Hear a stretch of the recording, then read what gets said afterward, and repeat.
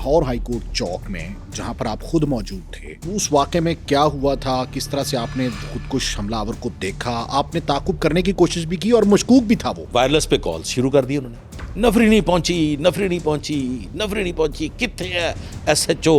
And उस वक्त जिस वक्त ये ब्लास्ट हो रहा है, उस वक्त मोहम्मद हसन यूनुस, मैं और मुल्तान खान तीनों वो जो रिजर्व्स थी दोनों उनके सामने खड़े होने थे। फोन सुनते सुनते मैं गाड़ी के दूसरी जानिब जाता हूँ बैठने के लिए। इतनी देर में वो लड़का जो है वो उस रिजर्व फोर्सेस उनके सामने पहुंच गया है। वो हमारे साथी जिन्हें चंद मिनट पहले मैं ब्रीफ कर रहा था, उनके कटे पटे जिस्म बिखरे हुए हैं। जुमे का दिन था, बवक्ते नमाज जुमा बैक वक्त 2 अटैक हुए। ये सारे का सारा जो था अटैक, ये एक अकेले नबी बख्श भट्ट ने भुगता है। अकेला मुजाहमत बना रहा। नबी बख्श फायरिंग कर रहा है, उसने एंगेज किया हुआ है। जो टेररिस्ट हैं वो इस हद तक पैनिक हो गए हैं कि एक उनमें से ब्लास्ट कर देता है। यहाँ पे एक छोटी सी मिस्टेक होती है। किसकी जानिब से?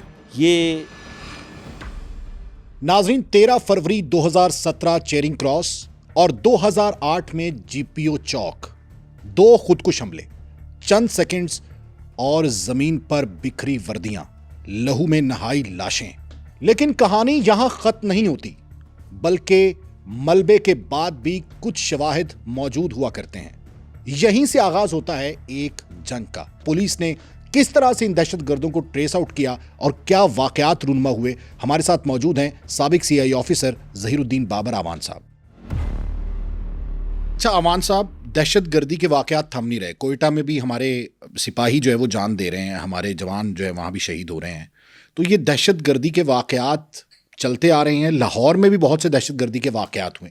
ये दहशतगर्दी है क्या और दहशतगर्द का ताल्लुक किस कबीले से होता है? देखें, दहशतगर्द का ताल्लुक किसी कबीले से नहीं होता। 2 वजूहात होती हैं।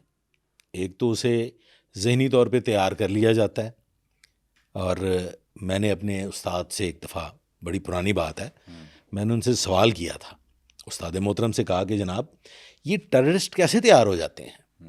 कैसे मुमकिन है कि एक शख्स को आप खुदकुश बम्बार बना दें?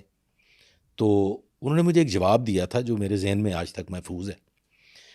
मैं कहा था कि बेटा आप देना थोड़ा सा वक्त। बड़े मजहबी किस्म के आदमी थे, 7 वक्त के नमाजी। मैंने कहा आप दें थोड़ा सा वक्त, आपको बना देंगे।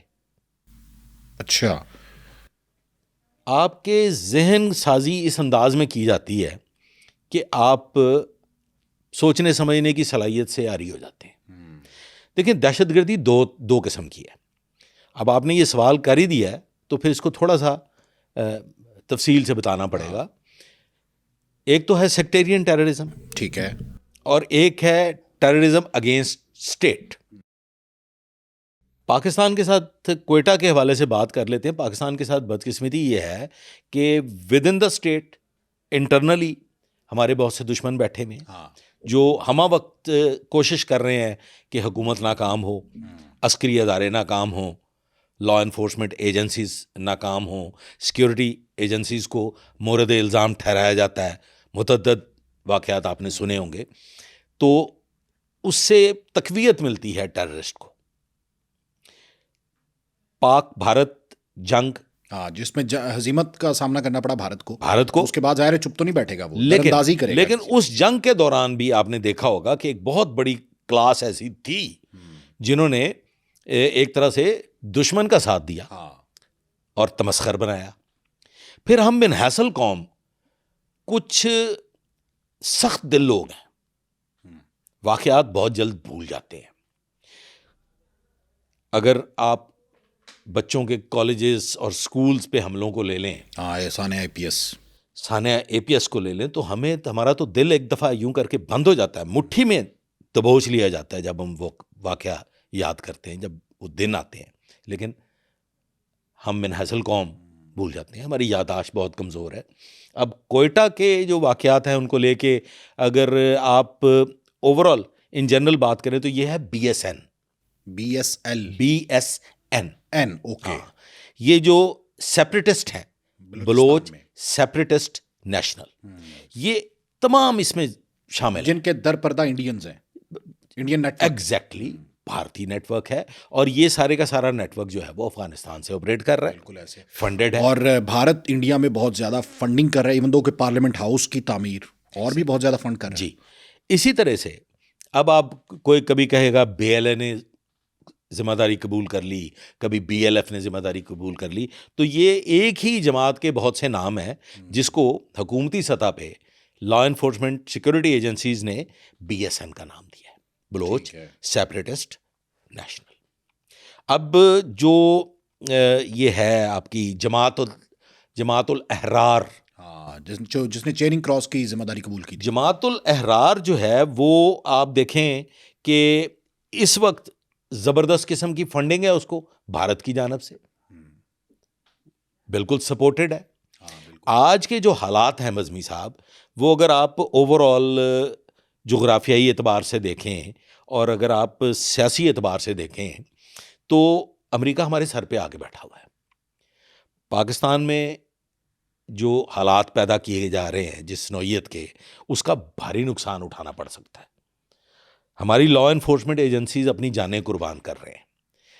13 जगहों पे हमले हुए हैं बलूचिस्तान में, और इस वक्त भी नोशकी जो है वो ब्लॉक है। हाँ, ठीक है जी।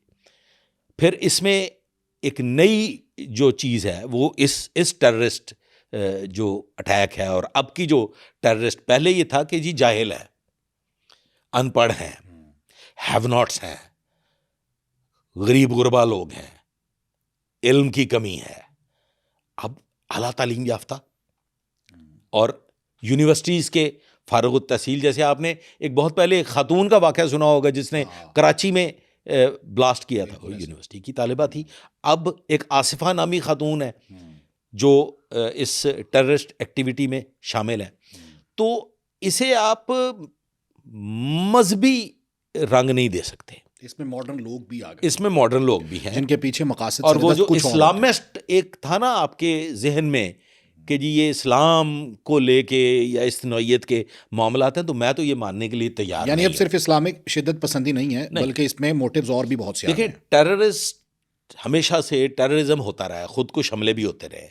अव्वल में जो हमने पढ़ा था, जब ना तो ब्लास्ट वगैरह हुआ करते थे, ना ही और इस किस्म के मैकेनिज्म मौजूद थे, तो हमने ये पढ़ा था कि जहरालूद खंजर का इस्तेमाल होता था कि टारगेट को आप खंजर से मारते थे और फिर वही खंजर खुद को भी मार लेते थे, तो इसे खुदकुश हमला कहा जाता। अच्छा, ये यानी हाँ, खुदकुश हमला पहले किसी और तरह से होता था, और तरह से होता खंजर पे लगाते थे जहर, पहले मारते थे उसको जिसको मारना है जी, और फिर उसके बाद खुद को अपने आप को मारते आपके थे, और इसमें कैजुअलिटीज ज्यादा नहीं होती थी। ये 1-to-1 टारगेट होता था। ठीक है।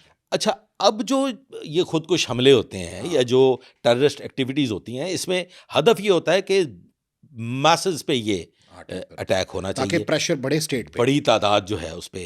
अच्छा, ये अगर अब आपने ये मौजूद छेड़ दिया है, तो मैं ये चाहूँगा कि मैं आपको वाक़यात के साथ ये सारा कुछ समझाने हाँ, एक वाकया है सर दहशतगर्दी का, लाहौर हाई कोर्ट चौक में, जहाँ पर आप खुद मौजूद थे। उस वाक़े में क्या हुआ था, किस तरह से आपने खुदकुश हमलावर को देखा, आपने ताक़ुब करने की कोशिश भी की और मशकूक भी था वो क्या वाक़या है? देखें सर, गुजारिश इस तरह से है कि मैंने जैसे पहले आपको अर्ज़ कर दिया है कि 2 तरह के टेररिस्ट हैं। हाँ, बिल्कुल। एक सेक्टेरियन है, दूसरा एंटी स्टेट एक्टिविटी है। ये जो हाई कोर्ट GPO चौक का ब्लास्ट है, ये भी एंटी स्टेट था, एंटी मुशर्रफ रैलीज चल रही थी, वोकला की, लेकिन वोकला टारगेट नहीं थे, फोर्सेस टारगेट फोर्सेस थी, और पुलिस फर्स्ट लेयर ऑफ। इसी तरह से अगर आप एक चेरिंग क्रॉस पे टेररिस्ट अटैक हुआ था, कैप्टन अहमद मुबीन उसमें शहीद हुए थे, SSP गोंदल साहब शहीद हुए थे। वो भी बराह रास्त सिक्योरिटी एजेंसीज टारगेट थी, पब्लिक टारगेट नहीं थी। हालांकि साथ ही वो फार्मासिस्ट का एहतजाज चल रहा था। अगर मैं इसमें एक और वाक़े का जिक्र कर दूं, ऑल्दो मुस्लिम जमात नहीं है, लेकिन एक आईनी तहफ़्फ़ुज़ तो देना हमारी जिम्मेदारी है। आईनी तहफ़्फ़ुज़ देना।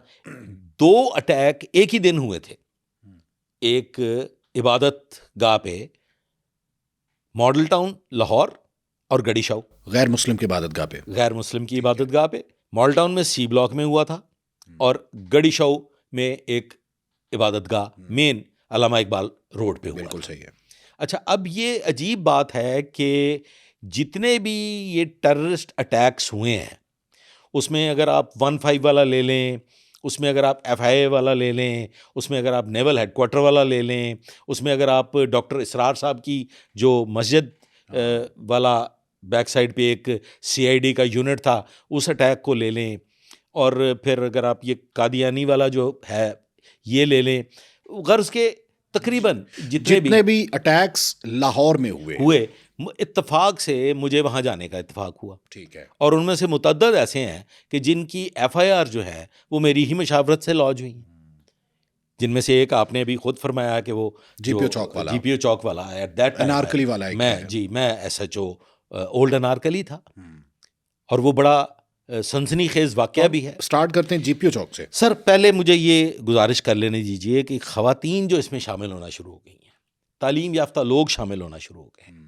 इन टेररिस्ट एक्टिविटीज़ में, और जो एक टर्मिनोलॉजी ख़वातीन के लिए अपनाई जा रही है कि जी जहाद फिल निकाह, अच्छा, कि जी ये भी जहाद है, आप इस टेररिस्ट एक्टिविटी में शामिल हों, और जो हमारे जहादी, ये कैसा जहाद है सर, मेरी तो अकल से बाला था। तो वही ना माइंड मेकिंग करते हैं ये इस तरीके से उनको जहनी तौर पे तैयार कर देते हैं। ये एक अलग से चैप्टर है टेररिस्ट की जो तैयारी है, उसे एक दफ़ा जो टेररिस्ट है, अच्छा टेररिस्ट बच्चे फ़रोख्त भी होते हैं, छोटे बच्चे जो फिर बेस ही उनकी बनती है शिद्दत पसंदी, और फिर वो उनके सामने जो शख्स है वो बता रहा है उनको वो राइट लगता है, बाकी सब काफिर हैं। और आप यकीन कीजिए, हमने जो इन्वेस्टिगेट किए हुए हैं, जो इंटरोगेट किए हुए हैं, जन्नत का नज़ारा दिखा दिया जाता है। कभी आपने सुना कि किसी जमात के किसी बड़े मतलब का जो भी ये तंजीमें हैं, उनके अपने घर वाले कभी इस टेररिस्ट एक्टिविटी में आए? कभी अपना बेटे को खुद कुछ बम्बार बना के नहीं भेजता कोई भी। लोगों के मासूम बच्चों को, और ये बच्चे वो हैं लुकमा जल बनाते हैं जो इधर उधर से खरीदे जाते हैं। बहुत से नेटवर्क्स पकड़े गए हैं, दाता दरबार के पास बहुत से ऐसे किराए पे बच्चे लेके भीख मांगते हैं। जी एग्जैक्टली, और ज़हन साजी की जाती है।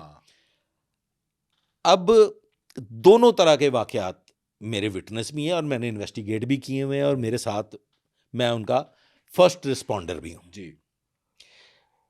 इस वक्त बेतहाशा जाने ज़ाया हो चुकी हैं क्वेटा में, दिल खून के आंसू रो रहा है, और वही साना है जो हमारे लिए दिल में एक बहुत बड़ा जख्म दे गया है, और वही साना है जिसको लेके लोग आज मजाक भी बना रहे हैं, तमाशा भी खड़े किए हुए। मैंने एक बयान सुना है जिसमें किसी ने ये बयान दिया कि जी वो SHO कहाँ गया, वजीर दाखिला का, जो कहता था मैं अकेला ही काफ़ी हूँ।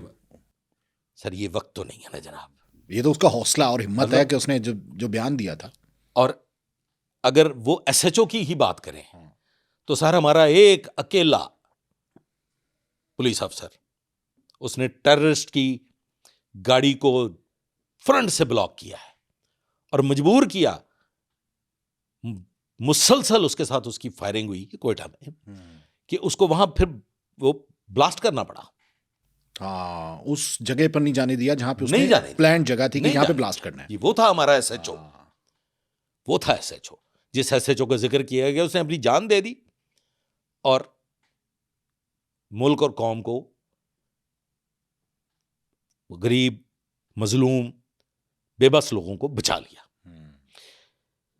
अब सर हाई कोर्ट वाले वाकई की तरफ आ जाते हैं। देखिए, सिक्योरिटी एजेंसीज, इंटेलिजेंस एजेंसीज की आपके पास रिपोर्टें होती हैं। कुछ लोग कहते हैं जी किधर गई सिक्योरिटी एजेंसीज, किधर गई इंटेलिजेंस एजेंसीज, कैसे ये हो गया, क्यों हो गया। तो इसकी मैं मिसाल आपको पेश कर देता हूँ।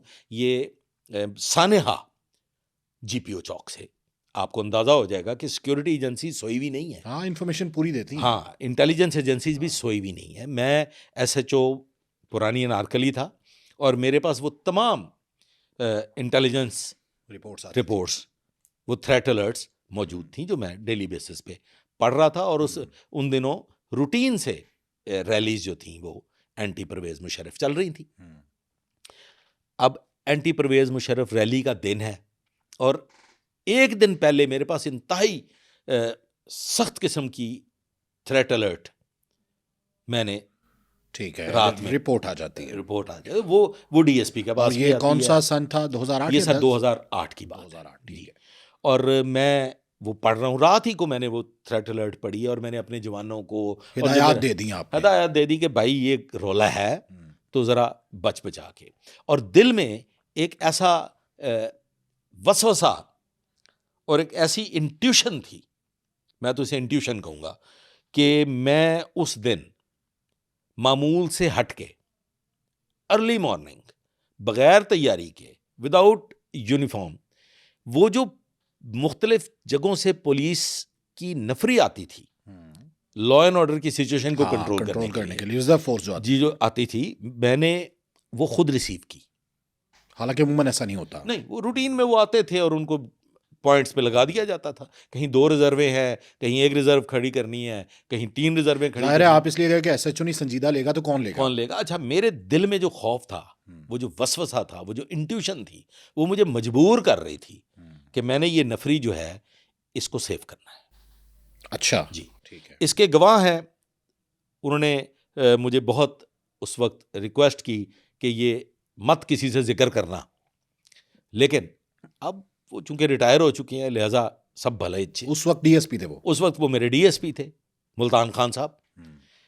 मैंने वो सारी की सारी जो नफरी थी उसे रिसीव किया। अच्छा, उसमें मैं भी अल्लाह की मर्जी के ऐन मुताबिक जिंदा हूं। ख्वाहिश तो हर मुजाहिद की, सिपाही की यही होती है कि वो शहीद हो, लेकिन पुलिस वाले घर से शहीद होने के लिए नहीं निकलते। ये लॉ एंड ऑर्डर की सिचुएशन को कंट्रोल करने के लिए निकलते हैं, क्रिमिनल्स को पकड़ने के लिए निकलते हैं, सरहदों पे लड़ने के लिए या दहशतगर्दों से लड़ने के लिए नहीं निकलते। उसके लिए एक अलग स्पेशलाइज्ड फोर्सेस होती हैं, अलग से टीमें होती हैं। लेकिन चले, ख्वाहिश फिर भी होती है कि कहीं शहादत की मौत अल्लाह नसीब करे। मैं वहाँ सुबह अर्ली मॉर्निंग गया, वो सारी नफरी मैंने रिसीव की। रिसीव करके वहाँ पे है साथ ही सेंट्रल टेलीफोन एक्सचेंज, उसमें वो नफरी मैंने बंद कर दी और लॉक कर दिया, जो कि ज़ाब्ते के खिलाफ वर्जी थी। जो ज़ाब्ते की खिलाफ वर्जी थी। मेरा दिल नहीं चाह रहा था कि मैं इस नफरी को एक्सपोज करूं, मैं इस नफरी को जो जो पॉइंट्स मुकर्रर किए गए वहां पे लगाऊं। मैंने अपने दिल में एक फैसला कर लिया कि हर रिजर्व के 2-2 जवान पॉइंट्स पे खड़े कर देंगे, इकट्ठा नहीं होने देना, नफरी को इकट्ठे देना। हाँ जी, और अगर बहुत जरूरत पड़ेगी तो 15-15 फुट के फासले पे 2-2 जवान लगा देंगे और पूरे एरिया को कॉर्डन ऑफ कर लेंगे। रिजर्व्स पॉइंट्स पे नहीं लगानी। ठीक है। जबकि होता ये था कि 2 रिजर्व्स हाईकोर्ट चौक में, जीपीओ चौक में, हाईकोर्ट के मेन गेट के सामने होती थी, एक रिजर्व उसके राइट साइड पे होती थी, और इसी तरह से आगे जीपीओ वाली साइड पे, और फिर उससे आगे वो ऐवान अदल तक वो सारा, ठीक है, एक रूट मैप, वो सब आगे फिर सिविल लाइंस का एरिया शुरू होता है ई प्लोमर चौक से आगे, और वो चेरिंग क्रॉस तक। ये एक पूरा प्लान सिक्योरिटी की जानिब से जारी होता था, उसके मुताबिक वो नफरी लगाई जाती थी, लेकिन मैंने नहीं लगाई, खिलाफवर्जी की। दिल में खदशा था, दिल में खदशा था जी, बिल्कुल खदशा था। मैं नफरी को बंद करके चला गया यूनिफॉर्म पहनने के लिए, तैयारी के लिए, अपने टाइम के मुताबिक ड्यूटी पे पहुंचने के लिए, कि इस असना में मुल्तान खान साहब घर से तैयार होके डीएसपी साहब पहुंच गए, क्योंकि ज़ाहिर है थ्रेट अलर्ट तो उनको भी मौसूल हुआ था, लेकिन वो थ्रेट के हवाले से नहीं, वो अपनी डिसिप्लिन ठीक है कायम रखने के लिए एक दौरा उन्होंने कार्रवाई डाली। बाबर, अफसरा तो मार नहीं खानी। ठीक है जनाब। अब मुल्तान खान साहब तशरीफ ले आए जीपीओ चौक, ठीक है, और आके उन्होंने शोर मचाना शुरू कर दिया, डीएसपी मुल्तान खान, डीएसपी साहब ने, और मुझे वायरलेस पे कॉल शुरू कर दी उन्होंने। नफरी नहीं पहुंची, नफरी नहीं पहुंची, नफरी नहीं पहुंची, कित्थे है एसएचओ। मैंने वायरलेस पे मैसेज दिया कि सर मैं 10 मिनट में पहुंच रहा हूं, थोड़ा इंतजार कर ले, मैं आके जनाब को अर्ज कर देता हूं। नफरी पहुंच चुकी है, नफरी पहुंच चुकी है ना, कित्थे है नफरी। मैं कहा जी पहुंच चुकी है, मैं आता हूं, मैं आके आपको ब्रीफ करता हूं। सर मैं यूनिफॉर्म टका के मैं वहां पहुंच जाता हूं। खान साहब मुझे कहते हैं कि जी नफरी। मैं कहा खान साहब मेरा दिल डर रहा है, 2-2 जवान 15-15 फुट के फासले पे लगा देते हैं, कोई मसला नहीं, कुछ नहीं होगा। अगर कोई लॉ एंड ऑर्डर की सिचुएशन होगी तो वो सामने CTH है जनाब, उसके अंदर नफरी मैंने बंद की हुई है, गेट को ताला फौरी लगाया आ हुआ है जाएंगे। सर, वो 1 मिनट में बाहर ले आएंगे। हाँ, खान साहब ने एक जुमला कहा, उन्होंने कहा तू मैनू चीमा साहब तो मरवाना है, जुल्फकार चीमा साहब। आफ्ताब चीमा साहब ओके, आफ्ताब। सख्त अफसर थे, इसमें कोई शक नहीं है। उन्होंने कहा हुणे चीमा साहब ने आ जाना चेक करना से तो तू मैनू मरवाना है, नफरी बाहर ले आ। मैंने बात दिले नाखास्ता, ये ओपन बात कर रहा ये हूँ, ऑर्डर समझ के, दिल नहीं ऑर्डर मान रहा समझ था। के, बात दिले नाखास्ता, दिल पे हाथ रख के मैंने वो नफरी बाहर बुला ली हम्म, और वो पॉइंट्स मैंने लगा दिए, विद इन 5-10 मिनट्स वो लग गए। अच्छा, अब यहाँ पे मेरी जिंदगी अल्लाह ने लिखी हुई थी, मुल्तान खान की भी जिंदगी अल्लाह ने लिखी हुई थी, और जो उस वक्त का SP था मोहम्मद हसन यूनुस, हाँ, जो आजकल सेफ सिटी अथॉरिटी का चीफ है, उसकी भी जिंदगी अल्लाह ने लिखी हुई थी। वरना एन उस वक्त जिस वक्त ये ब्लास्ट हो रहा है, उस वक्त मोहम्मद हसन यूनुस, मैं और मुल्तान खान तीनों वो जो रिजर्व्स थी दोनों उनके सामने खड़े होने थे रिसीव करने के लिए लॉयर्स की रैली को। मैं उस नफरी को ब्रीफ कर रहा हूं, काशिफ हैं हमारे DSP हैं, वो उनके बेचारे की आंख भी बड़ी बुरी तरह से इसमें जख्मी हो गई, और फरूक अवान थे, और इस तरह से बेशुमार पुलिस ऑफिसर्स थे, वो अपने अपने पॉइंट पे मौजूद थे। मैंने उस नफरी को ब्रीफ किया, गनर्स खड़े किए, राइट लेफ्ट, सामने बैरियर्स लगवाए, और उनको मैं बता रहा हूँ कि ऐसे होगा ऐसे होगा ऐसे होगा। नए आते हैं जवान, कुछ जो जिस पॉइंट पे वो खड़े हैं उस पॉइंट की निस्बत उन्हें प्रॉपरली आपने बताना होता है कि इस पॉइंट पे क्या होना है और हम क्या कर सकते हैं, हमें क्या करना होगा। मैं उनको ब्रीफ कर रहा हूँ कि इस टाइम पे मुल्तान खान साहब सामने 2 रिजर्व्स, वो एक कुकर्स रेस्टोरेंट बिल्कुल हाईकोर्ट चौक के दूसरी जानिब ऑपोजिट साइड पे कुकर्स रेस्टोरेंट था, जहां आजकल ये बंदूखां वगैरह ये वो, वहां पे भी कुछ रिजर्व्स 2-3 मौजूद थी across the road. Multan Khan साहब उनको ब्रीफ कर रहे थे, उनने मुख्तलिफ पॉइंट्स पे ड्यूटी पे जाना था और हम सब लोगों ने उस पॉइंट पे आके खड़े हो जाना था। नफरी को ब्रीफ करते हुए मुझे मोहम्मद हसन यूनुस का फ़ोन आता है कि ये झंडे लगे हुए हैं। मैं राइट लेफ्ट देखता हूँ, वो झंडे थे जी काफ लीग के साइकिल वाले, तो वो रिमूव करवा दिए जाते थे कि लॉयर्स की रैली है, जज्बाती नजर आतिश करेंगे, तो लिहाजा उनको रिमूव करवा देते थे। मैंने देखा राइट लेफ्ट, जब मुझे तो अच्छी तरह से पता था कि मैंने तो रात गए वो सारे रिमूव करवा लिए हुए थे। मैंने कहा सर कोई झंडा नहीं है, सब रिमूव करवा के मैं तसल्ली कर चुका हूँ। उन्होंने कहा कमाल होगी, मेरे सामने झंडे हैं। मैंने कहा सर मेरे एरिए में एक ही झंडा नहीं है। तो मोहम्मद हसन यूनुस ने कहा कि आप कहाँ पोस्टेड हैं? मैं कहा सर मैं ओल्ड अनारकली। तो ओल्ड अनारकली किस डिवीजन में है? मैंने कहा सर सिविल लाइन डिवीजन। मैं कहा सर ओके सर, मैं समझ गया सर, बताएं सर किस थाने की दूध में कहाँ है? उन्होंने कहा ये देखें मैं चेयरिंग क्रॉस खड़ा हूँ और ये सिविल लाइन के ये झंडे लगे हुए हैं। मैं कहा ओके सर। हालांकि आपकी जुरिस्डिक्शन नहीं, मेरी जुरिस्डिक्शन नहीं है सर। अब ये मोहम्मद हसन यूनुस भी वहां पहुंच जाते अगर ये झंडे नजर ना आते। ये झंडे देख के वहां रुक गए हैं और मैं वो ब्रीफिंग करता हुआ फोन सुनता हुआ जहां गाड़ी खड़ी है उस गाड़ी की तरफ बढ़ गया। जहां गाड़ी मेरी खड़ी है ऐसे चौक, बिल्कुल सही, मैं उस गाड़ी की तरफ बढ़ गया हूं। मैं गाड़ी की तरफ बढ़ता हूं तो जब मैं फोन सुन रहा था तो वो ई प्लोमर चौक में मुझे एक नौजवान बाउमर 20-21 साल, ग्रीन कलर का गोरा चिटा लिबास, सफेद खूबसूरत सा लड़का सा आता हुआ दिखाई दिया। वो ई प्लोमर चौक मैंने देख लिया उसको, वो बढ़ता हुआ आ रहा है। अब ये फोन कॉल चल रही है और मैं गाड़ी की तरफ बढ़ रहा हूं। फोन सुनते सुनते मैं गाड़ी के दूसरी जानिब जाता हूं, गाड़ी का दरवाजा खोल बैठने के लिए। इतनी देर में वो लड़का जो है वो उस रिजर्व फोर्सेस उनके सामने पहुंच गया और वहां आके उसने ब्लास्ट कर दिया। हर तरफ आग का समंदर है। हमारे नौजवान, हमारे ऑफिसर्स, वो हमारे साथी जिन्हें चंद मिनट पहले मैं ब्रीफ कर रहा था, उनके कटे पटे जिस्म बिखरे हुए हैं।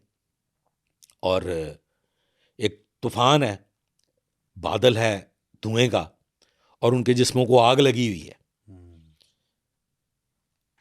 और मैं जिंदा हूं। तो आप कैसे बच गए? आप भी वहीं पे थे? सर ये देखे ना, इसी को कहते हैं कि जैको राखे साइयां मार सके ना कोई, जो दिन जहां मुकर्रर है उसको कोई टाल नहीं सकता। सर एन उस वक्त के जिस वक्त ये ब्लास्ट हो रहा है, एक टांगा घोड़ा मेरे और उस ब्लास्ट के दरमियान आ जाता है। अच्छा जी, ओके। वो घोड़ा कुर्बान हो गया। अच्छा, वो घोड़े पे सारी चीजें वो जो लगी, वो उसके जो बाल बेरिंग्स वगैरह, बाल बेरिंग्स और वो जो कुछ भी थे, वो सर घोड़े में पेवस्त हो गए, और घोड़ा मर गया। और घोड़ा जो था वो और अगर दरमियान में वो घोड़ा ना ना आता होता तो ज़हीरुद्दीन बाबर आज यहाँ ना ज़हीरुद्दीन बैठा बाबर, मैं होता। यहाँ ना बैठा होता, मैं शहीद होता, और मेरा भी उस तख्ती पे नाम लिखा होता जो लाहौर हाई कोर्ट की मेन गेट जीपीओ चौक की दीवार के साथ एक यादगार शौदा के तौर पे तामीर की गई है। मोहम्मद हसन यूनुस भी बच गए क्योंकि वो पीछे थे, वरना उनका भी नाम उसी तख्ती में लिखा होता, और मुल्तान खां भी बच गए, उनका भी नाम उसी तख्ती में लिखा होता। ये वाकया तो हो गया, बॉडीज हमने उठाई, वकला ने भरपूर साथ दिया। मैंने वहां पे जो जज्बा देखा है वकला का और जनरल पब्लिक का, कि लोग कैसे अपने कंधों पे उठा के हॉस्पिटल जख्मियों को, पैदल भी भागे जा रहे थे, करीब ही था मैं हॉस्पिटल। इसमें मौके पे 16 लोग मारे गए थे। मौके पे 16 लोग जो थे वो शहीद हो गए, और बाकी जख्मी टोटल जो थे वो बादजा उनकी तादाद 35 हो गई। शदीद जख्मी थे, बच भी गए, गाजी की फहरिस्त में भी आ गए। लेकिन इस वाक़े ने मुझे एक लेसन दिया। वो लेसन ये था कि जब आपके पास थ्रेट अलर्ट्स मौजूद हों, आपको ये पता हो कि टेररिस्ट एक्टिविटी के लिए आपकी इस जो इंटेलिजेंस एजेंसीज हैं उन्होंने आपको ये रिपोर्ट दी हुई है, तो फिर उस एरिया को कार्डन ऑफ करने के लिए, उस एरिया को सिक्योर करने के लिए नफरी का इस्तेमाल करना चाहिए। शो ऑफ फोर्स की कतन कोई ज़रूरत नहीं होती। मुझे आज ये कल्क मौजूद है मेरे सीने में, होता तो वही है जो मेरे खालिक को मंजूर होता है, लेकिन ये एक तकलीफ मेरे सीने में आज तक मौजूद है कि काश मैं उस वक्त मुल्तान खान साहब को इनकार कर देता कि खान साहब मैंने नफरी बाहर नहीं निकालनी, तो ये तो 16 जवान वो बच प्यारे जाते। खूबसूरत हमारे थानेदार, वो सब इंस्पेक्टर, वो सारे, वो जवान, वो हेड कांस्टेबल, वो कांस्टेबल आज जिंदा होते हैं। अच्छा, ये हमने देखा लाहौर में सिर्फ पुलिस को ही निशाना अक्सर औकात बनाया गया है। अक्सर क्योंकि पुलिस क्या जो है वजह ना जी, एक तो पुलिस वनरेबल होती है सर, हर जगह पे एक्सपोज्ड है, और पुलिस ने एक्सपोज्ड होना ही होना है। कोई बख्तरबंद गाड़ी में बैठ के तो पुलिस काम नहीं करती। हाँ, इसका तो आवाम से राब्ते आवाम की से डायरेक्ट ज़रूरत राब्ता है, ज़रूरत है, और आप पुरतशद्दुद भी नहीं हो सकते कि आपके करीब कोई ना आए। मतलब ये तो तभी मुमकिन है कि आपके 3-4 टीयर्स में ड्यूटी लगी हो, कि एक टीयर है, फिर दूसरा है, फिर तीसरा है, और अगर उसमें कोई दाखिल होने की कोशिश करता है तो उसके लिए फिर हर एक के साथ सख्त तरीन बदतमीजी वाला रवैया रखना पड़ता है, तो वो अवाम उन्नास के लिए काबिल कबूल नहीं होता। लिहाजा पुलिस वो वनरेबल अदारा है जो हर जगह पे एक्सपोज्ड है। अगर आप लाहौर के कुछ ऐसे पॉइंट्स हैं, आप लाहौर में ट्रैवल करते हैं, आई विल नॉट नेम, वहाँ पे भी जो हरावल खड़ा होता है वो पुलिस का कांस्टेबल ही होता है, जो सबसे आगे खड़ा होता है। अगर कोई हमलावर होता है तो वो उसी पुलिस के कांस्टेबल ने उसको पहले अपने सीने पे लेना होता है, बाकी तो फिर बात की बातें हैं। ये तो था जी जीपीओ चौक funded by India, Bharat, Taliban और जमातुल अहरार। कहाँ है जी इसमें दीन? कहाँ है इस्लाम? कहाँ है? हाँ, जिनको मारा गया वो भी तो मुसलमान शहीद। इस्लाम में कहीं टेररिज्म नहीं है सर।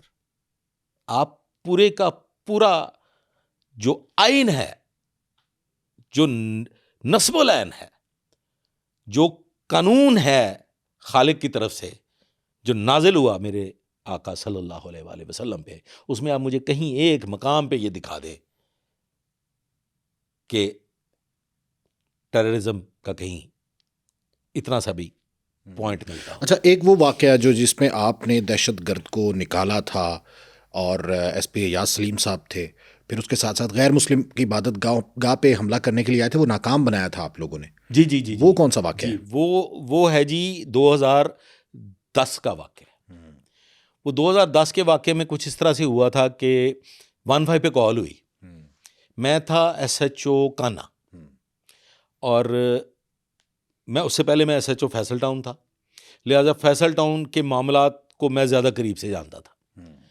वहाँ पे मेरा ही शागिर्द इंस्पेक्टर नबी बख्श जो था वो तैनात हुआ, और मैं अफसरान के हुक्म से SHO कान्हा चला गया। तो मैं जुमे की नमाज़ों के हवाले से मिनहाजुल कुरान की ड्यूटी, मिनहाजुल कुरान आपको पता है बड़ा अल्लामा ताहिरुल कादरी साहब का वो अदारा है, उस हवाले से और वहाँ की सिक्योरिटी के हवाले से मैं तकरीबन तमाम SHOs की मुआवनत भी किया करता था, क्योंकि आप इलाके को अच्छे से जानते मैं इलाके को अच्छे से जानता था और मैं उनका बतौर इमदादी भी काम करता रहता था। तो ये जुमे का दिन था, बवक्ते नमाज जुमा बैक वक्त 2 अटैक हुए, एक मॉडल टाउन, एक अल्लामा इकबाल रोड गड़ी शौक, और एक मॉडल टाउन की जुरिस्डिक्शन में C ब्लॉक मॉडल। आप कहाँ पे मौजूद थे? सी में? नहीं, मैं कान्हा मौजूद था। ओके, मैं अपने एरिया में मसाजिद की ड्यूटी चेक कर रहा था। ठीक है। 15 की कॉल हुई, जो सबने सुनी कि फायरिंग हो रही है, फायरिंग हो रही है, अटैक हुआ है। यही इतला मिनहाजुल कुरान मौजूद था नबी बख्श, उसने भी सुनी, उसने मुझे फ़ोन भी किया। उन्होंने कहा सर जी कित्थे हो, इत्थे कुछ हो गया जे, कोई रौला पै गया जे, मैंने लगता है कि उत्थे कुछ होया जे C ब्लॉक। ठीक है। मैं कहा अच्छा चलो पहुंचो, फिर अल्लाह खैर करेगा इंशाल्लाह ताला। मैंने भी गाड़ी इधर को दौड़ा दी। तकरीबन तमाम SHOs और जितने भी पेट्रोलिंग ऑफिसर्स होते हैं ना, वो फिर फौरी तौर पे ऐसे पॉइंट्स की तरफ बढ़ते हैं। इस किस्म के वाक़यात पे हम भी उस तरफ बढ़ दिए। ये सर इसमें नबी बख्श तो नहीं इस वक्त ये सुन रहा, ये सारे का सारा जो था अटैक, ये एक अकेले नबी बख्श भट्ट ने भुगता है। अच्छा, अकेला मुज़ाहमत बना रहा जी। वो जो FIR है ना सर, हाँ, जो इस वाक़े की जो FIR है, उस FIR की अगर आप कार्रवाई पुलिस पढ़े ना, कार्रवाई में वो सारा वाक़या लिखा हुआ है कि कैसे नबी बख्श भट्ट ने उन दहशतगर्दों को रोके रखा और कैसे उनको एंगेज किया। नबी बख्श वहाँ पहुँचा मौके पे, ठीक है। और नबी बख्श जब पहुँचता है तो नबी बख्श के पास है सरकारी रिवॉल्वर, और उसके गनमैन के पास है SMG। ठीक है, एक SMG है, एक SMG है, उसमें 2 मैगजीनें हैं। ठीक है। ड्यूटियां लगी हुई है ना मसाजिद की, नफरी की कमी है। 2 गनमैन आपके साथ नहीं हो सकते, क्योंकि आपने अपना गनमैन भी किसी ना किसी मस्जिद पे खड़ा करना होता है, तो इसलिए गनमैन एक ही है। एक ही है। नबी बख्श ने उस गनमैन से कहा कि तुम चले जाओ गाड़ी में, ये मेरा रिवॉल्वर ले जाओ, और ये SMG मुझे दे दो जिसमें 2 मैगजीनें हैं। और वो खुद सामने ग्राउंड्स हैं, इस इबादत गाह के बिल्कुल सामने ग्राउंड्स हैं। वहाँ से नबी बख्श भट्ट जो है ना, वो झुक के अब उस इबादत गाह की तरफ बढ़ रहा है, अकेला नबी बख्श, अकेला। पुलिस की मजीद नफरी भी आ चुकी, and he was sub inspector at the time, and he was sub inspector at the time. Police की मजीद नफरी भी आ गई और एक और ऑफिसर भी आ गए वहाँ पे, ठीक है। I will not name. वो ऑफिसर जब वहाँ आए हैं तो वो भी पीछे खड़े हो गए हैं, पीछे जो वो लगे होते हैं ना आपके जिसमें बैरियर्स, जिसपे वो किला वो बने बैरिकेड टाइप, मोर्चे वगैरह, मोर्चा टाइप बना होता है वो, उसमें वो उसके पीछे खड़े हो, ठेले वगैरह रख के बाड़ बनाई होती है, उसके पीछे वो खड़े हो गए। ठीक है। तो एक वहीं का जो सिक्योरिटी वाला था, उसने उनसे राइफल ले ली। उन्होंने कहा जनाब आप तो आगे जा नहीं रहे, तो ये ना करें। 2 चीजें सामने आई हैं जी कि पुलिस डिपार्टमेंट है, एक अफसर है जिसके पास सब कुछ है, ठीक है, असला है, लेकिन वो आगे नहीं जा रहा जी। एक सब इंस्पेक्टर नबी बख्श है कि जो बिला तरद्दुद आगे जा रहा है, किसी किस्म का डर खौफ नहीं है। और फिर वहीं के मुहाफिज ने, उसी इबादत गाह के मुहाफिज ने वो गन उससे ले ली कि आप जा रहे तो मैं जाता हूँ। अच्छा, अब उसी ने नबी बख्श से भी कहा कि जी तुसी भी राइफल सानू दियो।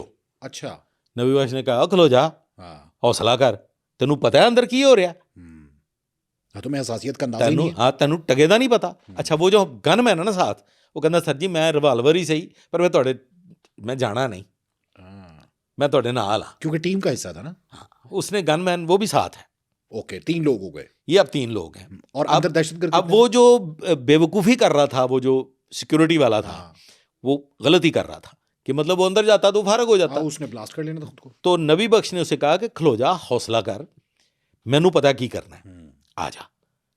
तो एक ते एक 11 होंगे ना, हाँ, तुम बस मेरी तुम हिदायत जैसे में मैं चलो। करता हूँ वो चलो। हाँ। ये सर वहां दीवार पे पहुंचे, हम्म, दीवार की ओट से ऊपर अब ये देख रहे हैं। और ये वहां पे एक एक दो दो फायर कर रहे हैं हम्म, और अनाउंस भी कर रहे हैं के हवाले कर दो, कि सरेंडर कर दो, घेर लिए गए हो।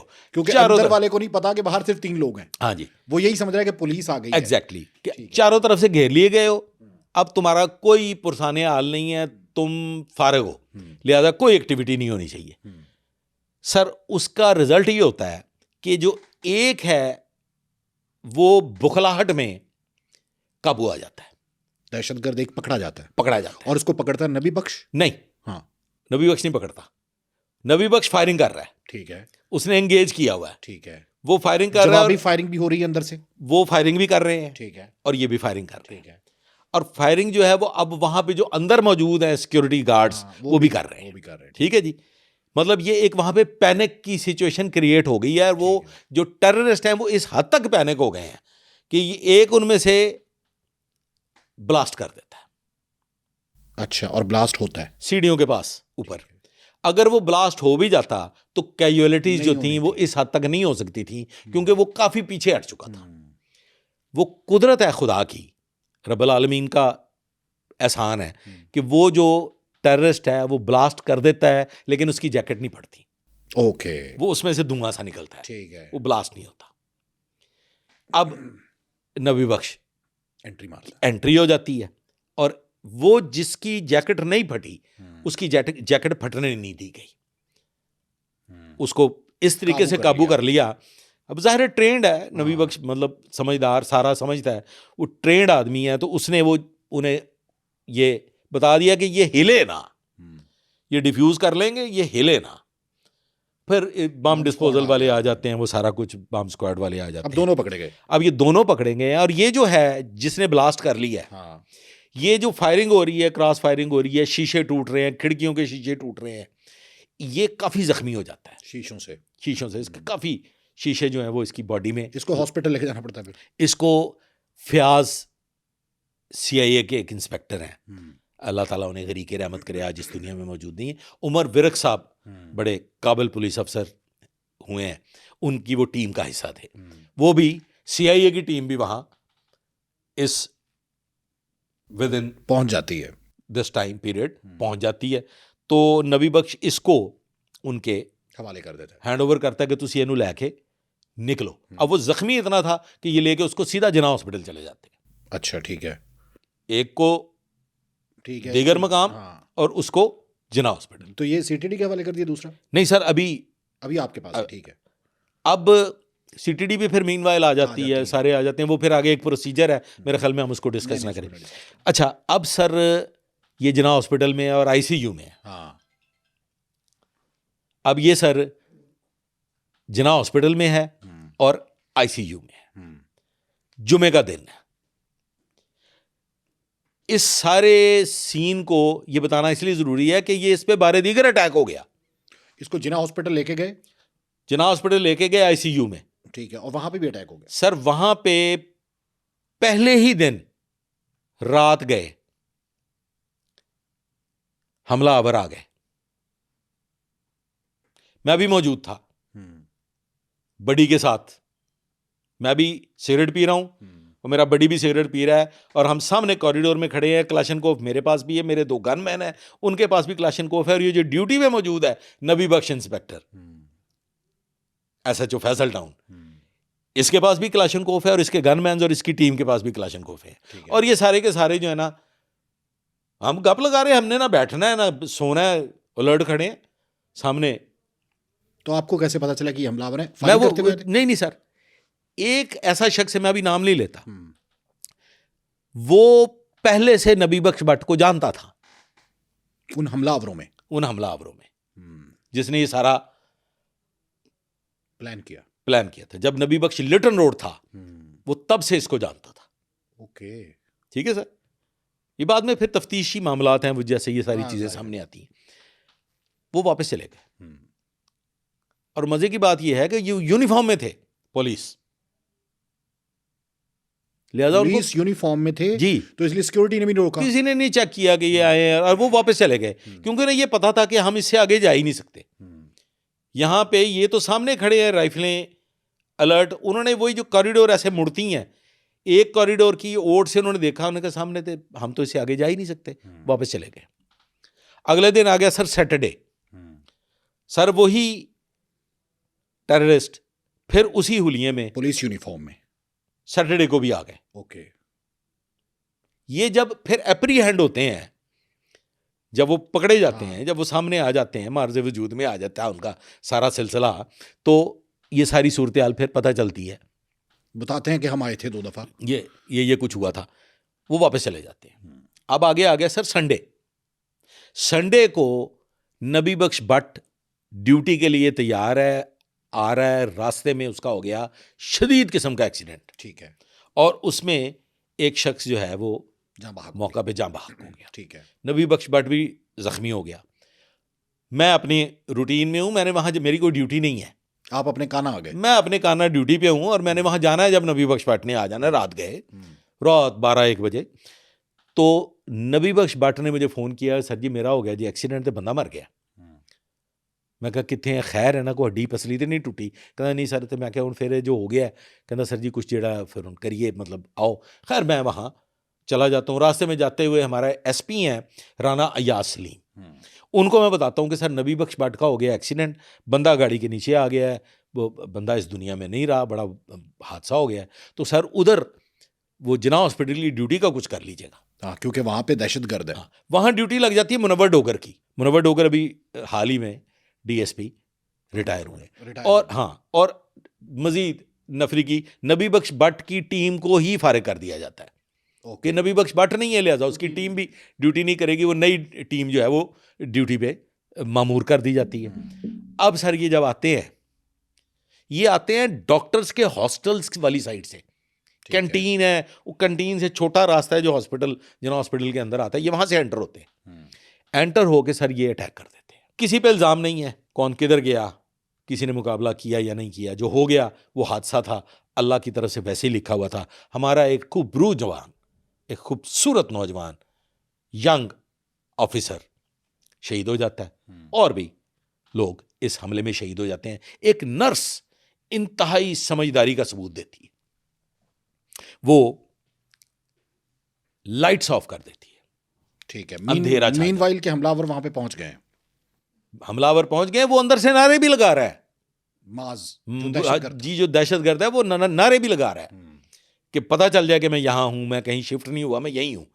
लेकिन वो आगे नहीं बढ़ सकते, फिर पूरी की पूरी टीमें वहाँ पे आमने सामने क्रॉस फायरिंग शुरू हो जाती है, और वो पूरे का पूरा कॉर्डन ऑफ हो जाता है। वहाँ पे फिर सभी पहुँच जाते हैं, मैं भी पहुँच जाता हूँ, राना यासलीम साहब भी पहुँच जाते हैं, और बाकी की जो नफरियाँ जहाँ जहाँ CIA हो गई और दीगर सब की सब वहाँ पे पहुँच जाती हैं, लिहाजा वो पसपा हो जाते हैं, वो कामयाब नहीं होते। ठीक है। अब सबसे बड़ा टारगेट था कि इसकी अब इसको यहाँ से निकालना की जाए, अब इसको निकालना है यहाँ से। हाँ। इतने जो जालिम ये सारे हैं कि वो मतलब यहाँ पे अटैक कर दिया उन्होंने, तो वो तो बाहर तो करेंगे ही करेंगे, क्या किया जाए। अब यहाँ पे हिकमत अमली राना यासलीम जो हमारे SP मॉडल टाउन थे, उनकी, मेरी, उनकी और नबी बख्श की, हम तीनों की आपस में मशवरा, हम ये कहते हैं कि जी दिखानी सजी है, मारनी खबी है। ठीक है। हम सारी की सारी प्लानिंग करके नफरी को भी ये बता देते हैं कि यहाँ से आएंगे, इमरजेंसी गेट से बाहर निकलेंगे, सामने गाड़ी खड़ी होगी, कॉर्डन ऑफ करके लेके इसको बाहर आएंगे, बाहर आके इसको गाड़ी में बिठाएंगे, और इसको हमने शिफ्ट करना है कोट लखपत जेल। लेकिन हमारी प्लानिंग जो हम तीनों की थी वो अलग थी। हमने एक गाड़ी अलग से एक दूसरे रास्ते पे बाहर खड़ी की हुई थी। ठीक है। मैं और नबी बख्श हम व्हील चेयर पर बिठा के उसको बाहर निकले हैं, साथ साथ हमारे राना यासलीम साहब, और हमने उसको जनाब बजाय इसके कि सीधे रास्ते ले जाते हैं जिधर नफरी कॉर्डन ऑफ किए हुए थी, जिधर नफरी भागे जा रही थी कि जी बंदे को आगे लेके जाना है, उस तरफ हम गए ही नहीं।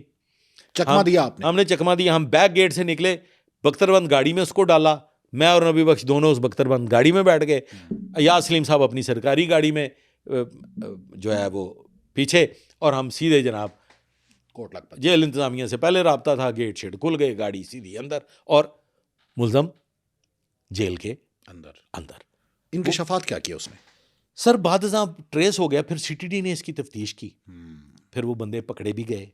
इस पे तब सीआईए ने भी बहुत काम किया। तारिक इलियास कियानी एक बड़े मजे हुए पुलिस ऑफिसर हैं, वो आजकल पता नहीं क्या बात है, उनको फील्ड में होना चाहिए, फील्ड की बहुत बड़ी ज़रूरत है। वो अगवा बराए तवान के बड़े माहिर हैं, इन्वेस्टिगेशन के बड़े माहिर हैं।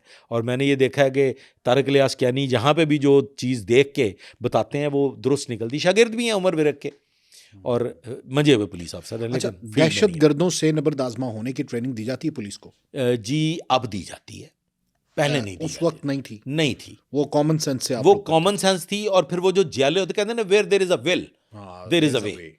जो लड़ने वाले होते हैं सर, वो ट्रेनिंग के बगैर भी लड़ लेते हैं। बुनियादी ट्रेनिंग तो होती है जी, वेपन चलाने की भी ट्रेनिंग होती है। अच्छा, ये जो हादसा इसी तरह से ये हो गया जी सेक्टेरियन। हाँ, एक मैंने आपको हाई कोर्ट चौक का बता दिया, चौक जो एंटी स्टेट, वो एंटी स्टेट था। अब एक और चेरिंग क्रॉस पे बहुत बड़ा सानिया हुआ है, जिसमें कैप्टन अहमद मुबीन जिसमें साहब कैप्टन शहीद अहमद मुबीन साहब शहीद हुए हैं। वो भी वाकया सुनने के लायक है, क्योंकि उसमें स्लीपिंग सेल नाम सुना है आपने? हाँ बिल्कुल। जिनको ये पता नहीं होता कि हमने क्या करना है। क्या करना है? वो मुद्दत से लंडा बाजार के पास कोतवाली हमारी है एक सीआईए, हाँ जी, सीआईए कोतवाली, उसके बिल्कुल करीब ही वो रहाइश पजीर था, लंडा बाजार के जो पास, चेरिंग क्रॉस का सहूलतकार था। जो चेरिंग क्रॉस का सहूलतकार था और मुद्दतों से फैमिली समेत वहां रह रहा था। अच्छा। और भी 3-4 लोग उसके साथ वहां रहाइश पजीर थे। और उनको उनकी एफिलिएशन किसके साथ थी जी? तालिबान के साथ। जुमातुल हरार वही तालिबान के साथ जी, बी टीम। भारतीय फंडेड। हाँ बिल्कुल। एक दिन उसको टास्क मिलता है कि अब आपने काम करना है कोई, और वो टारगेट ढूंढ रहा है अकेले ही कि काम मेरे को करना है, उसके लिए मुझे टारगेट ढूंढना है। अब वो टारगेट ढूंढ रहा है, उसको कोई बात समझ में नहीं आती। ये तफ्तीश की बातें हैं, बात की सारी सामने आती। वो दाता साहब भी टारगेट की तलाश और मुख्तलिफ मकामात पे टारगेट की तलाश। मीनवाइल एक लड़का आता है उसके घर, कई दिन तक क़याम करता है, खुदकुश है वो। उसको लेके भी विदाउट खुदकुश मुतअद्दिद मकामात जाके विजिट करता है, विजिट करते हैं। टारगेट है कि जहां पे भारी नफरी पुलिस की होगी, सिक्योरिटी एजेंसीज, वहां पे अटैक करना है और ज्यादा से ज्यादा नुकसान करना है। अब बात नहीं बन रही, ना दाता साहब के इलाका में बात बन रही है, ना ही और मुख्तलिफ मकामात पे। कचहरी भी जाते हैं और मुख्तलिफ, इतना मैंने पता चलता है फार्मासिस्ट का एहतजाज है। ये सर अब नहीं, ये भी नहीं पता चलता सर। अच्छा, ये भी एक बड़ी अजीब सी बात है। अब ये सर अभी फिलहाल नाकाम है। हाँ। टीवी देख रहा है ये जो सहूलतकार है, टीवी देखते हुए इसे वो नजर आता है कि ये पुलिस अफसर्स खड़े हैं चेरिंग क्रॉस, और सारी बड़ी बड़ी गाड़ियां हैं, बड़ी बड़ी शख्सियात है। और इनको वहां पे कैप्टन अहमद मुबीन भी नजर आ जाते हैं, गोंदल साहब भी, एसएसपी साहब भी नजर आ जाते हैं, एक दो और डीआईजी भी नजर आ जाते हैं वहां पे। इनको सीसीपी लाहौर कैप्टन अमीन वेनस साहब भी नजर आ जाते हैं। बस सर यहां पे वो फैसला करते हैं, जैकेट पहनते हैं, जैकेट पहनाते हैं उसको, कोतवाली के करीब से और निकलते हैं। एक मोटरसाइकिल जो कि चोरी शुदा मोटरसाइकिल थी, इसमें पीली थी नंबर प्लेट लगाई हुई थी, उसको लेके ये निकलता है all the way long. Chaman ice cream का नाम आपने सुना होगा, चमन आइसक्रीम के पास पार्किंग है, पार्किंग में ये मोटरसाइकिल खड़ी करता है, वहां से उसको लेके पैदल निकलता है अल फलाह सिनेमा, जहां पे बोर्ड शोर्ड लगे होते हैं सिनेमा के ना, फिल्मी बोर्ड, उनके पास आके ये रुक जाता है, खुद वहीं रुक जाता है। उसको जो सुसाइड बॉम्बर है उसको आगे रवाना कर देता है। सर एन उस वक्त जिस लम्हे में ये ब्लास्ट होना है, उससे सिर्फ और सिर्फ कोई 20 सेकंड या 30 सेकंड पहले कैप्टन अमीन वेनस साहब और एक दो और लोग वहां से मूव कर जाते हैं। कैप्टन अमीन वेनस साहब की गाड़ी वहीं खड़ी है, वो पैदल ही, वो करीबी है सीसीपी हमने सीसीपी ऑफिस, वो करीब ही पैदल चले जाते हैं। वहां पे सर ब्लास्ट हो जाता है, 7 या 8 लोग जो है वो वहां पे शहीद हो जाते हैं। मैं हूं सर उस वक्त इंस्पेक्टर हेडक्वार्टर सिटी लाहौर, मैं अपने रूटीन का काम कर रहा हूं और मुझे ये सामने टीवी है, उस पर एकदम से टिक्कर आता है और कैप्टन अहमद मुबीन की खबर आ जाती है। की खबर आ जाती है। मेरे पाँव तले से ज़मीन निकल जाती है। मेरी बड़ी मोहब्बत थी, मैं मतलब बहुत उनका प्यारा भी था और वो भी मेरे बड़े प्यारे थे। मैंने उनके साथ बहुत काम भी किया हुआ था। जब ये उनकी खबर मुझे आती है तो मेरी हिचकी बन जाती है, लेकिन मैं अपने आप को संभालता हूँ, काबू करता हूँ। मैं वहाँ से रश करता हूँ, गाड़ी में बैठता हूँ, यहाँ पे चेरिंग क्रॉस पहुँच जाता हूँ। जब मैं चेरिंग क्रॉस पहुँचता हूँ तो वहाँ पे सीटीडी की intelligence team, operations team already मौजूद है और वो सारे वो मामला जो उनकी रूटीन की कार्रवाई है वो सारी कर रहे हैं। और ये बहुत बड़ी कामयाबी मैं समझता हूँ सीटीडी की। सीटीडी ने बड़े बड़े काम किए हैं सर। इस वक्त भी सीटीडी टेररिस्ट के अगेंस्ट बड़ी बड़ी कार्रवाइयाँ कर रही है। बहुत बड़ी शील्ड है और बहुत बड़ी शील्ड बिल्कुल है ऐसे सर, खुफिया कार्रवाइयाँ करती है। और मैं हैट्स ऑफ टू पंजाब में टेररिस्ट एक्टिविटीज़ को बड़ी हद तक कंट्रोल किया हुआ है। पंजाब के जो बखर, ये सारे उधर मियाँ वाली आउटस्कर्ट्स में भी बड़े ऑपरेशंस। अच्छा, आउटस्कर्ट्स में थ्रेट्स मौजूद हैं। हाँ, चूंकि साथ बॉर्डर उधर बलूचिस्तान भी वहाँ से साथ, आपको पता है, लगता है एक एरिया ऐसा आ जाता है पंजाब के साथ जहाँ पे, हाँ, डीजी खान के पास, ठीक है ना जी, डीजी खान वाली साइड और ये सारी वो थ्रेट्स मौजूद हैं। लेकिन अच्छा, ये जो है जमातुल अहरार, यही जमात है, तालिबान है, जो आपके पंजाब के बड़े बड़े शहरों में जिन्होंने जितनी भी एक्टिविटीज़ हुई हैं, अगर पिंडी वगैरह की एक्टिविटीज़ को आप ले लें तो ये वही हैं। जमातुल अहरार, उन्हीं की कार्रवाइयाँ, वही हमारे पंजाब में हिट करते हैं। ये sir with in 3 days 36 hours ये मुलज़म ट्रेस हुए हैं। अच्छा, ये ट्रेस कैसे हुए सर? सीसीटीवी कैमरास चेक करने शुरू किए हैं सीटीडी की इंटेलिजेंस टीम ने। ठीक है जी, मैं नाम नहीं लेना चाहता क्योंकि वो बड़े उन्होंने जान हथेली पे होती है, सीक्रेट होते हैं सर। ये निकलते हैं, हम भी अपनी हाजिरी बीच में शामिल करते हैं। मैं भी अपनी टीम के साथ सीसीटीवी ढूंढ रहा हूँ, हॉल रोड, माल रोड, बैंकों के कैमरास, बिडन रोड, इधर जहां हो सकता था कि यहाँ से आए होंगे, यहाँ टीमें लगाई हुई हैं, कैमरा तलाश कर रहे हैं।